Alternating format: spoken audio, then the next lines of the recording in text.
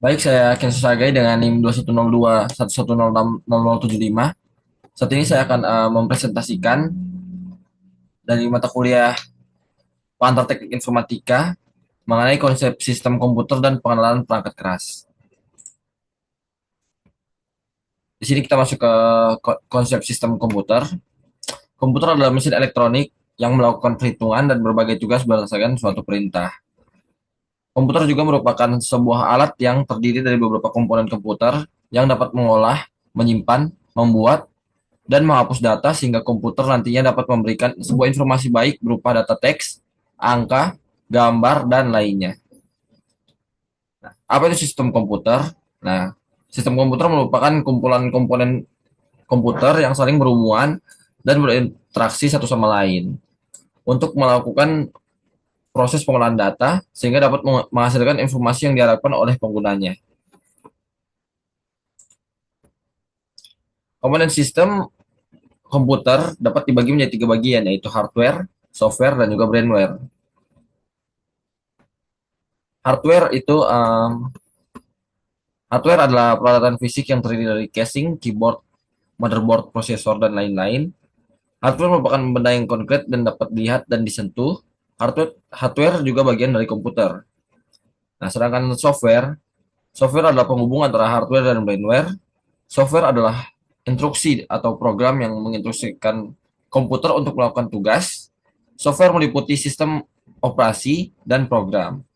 Sistem operasi meliputi operasi komputer seperti mengenali, mengakses, dan memproses informasi. Program melakukan fungsi yang berbeda-beda. Nah, sedangkan brainware adalah pengguna atau orang yang mengoperasikan komputer seperti programmer, administrator, dan operator. Nah, berikut ada struktur komputer. Dari input dia menuju ke proses, dari proses dia menuju ke penyimpanan dan menghasilkan output.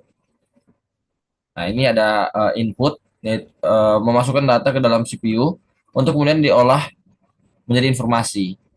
Nah, CPU atau bagian pemroses mengendalikan operasi komputer dan melakukan pengolahan data. Nah, control unit. Control unit mengatur semua peralatan yang ada pada sistem komputer dan juga melakukan operasi atau perhitungan aritmatika dan logika.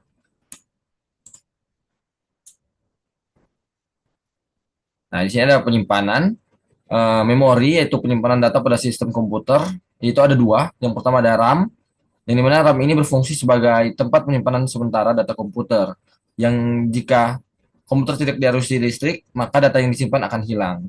Lalu ada ROM yang berfungsi untuk menyimpan berbagai data yang ada pada komputer dan bersifat permanen.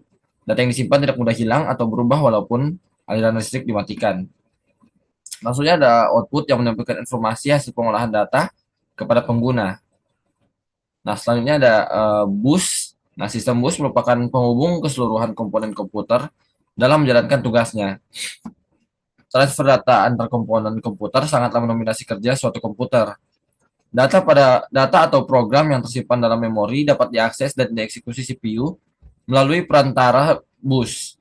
Nah, berikut ada dua jenis bus. Yang pertama ada dedicated bus, yang dimana bus yang khusus dedicated bus ini adalah bus yang khusus menyalurkan data tertentu, contohnya paket data atau alamat. Sedangkan multiplex bus ini adalah bus yang dilalui informasi yang berbeda, baik data, alamat, dan serial kontrol dengan metode multiplex data. Kecepatan transfer data menurun karena menggunakan saluran yang sedikit. Berikut ada struktur bus. Sebuah bus terdiri dari 50 hingga 100 saluran yang terpisah. Fungsi saluran bus dapat diklasifikasikan menjadi tiga kelompok. Yang pertama ada data bus, lalu ada address bus, dan control bus. Seperti ini bisa dilihat struktur busnya.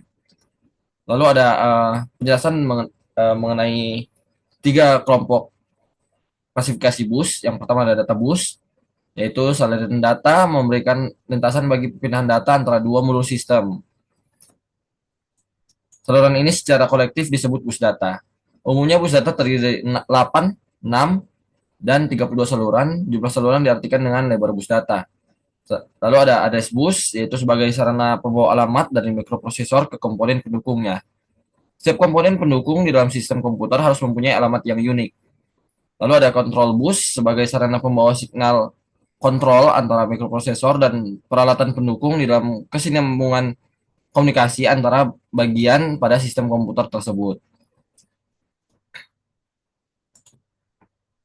Lalu ada contoh bus, di sini ada bus ISA yang dipakai oleh vendor IBM. Lalu ada bus PCI, vendor pemakainya itu Intel. Lalu ada bus USB atau Universal Standard Bus, dan juga ada bus SCSI. Nah, selanjutnya ada bagian-bagian hardware seperti casing, lalu ada power supplies, lalu ada motherboard, CPU, cooling system, memori yaitu ROM dan RAM, lalu ada kartu adapter dan slot ekspansi, dan juga ada tempat penyimpanan yang dapat berupa penyimpanan eksternal maupun internal. Lalu ada port dan kabel. Di sini ada port video, lalu ada port umum, dan juga adapter dan converter. Sekian presentasi dari saya. Terima kasih.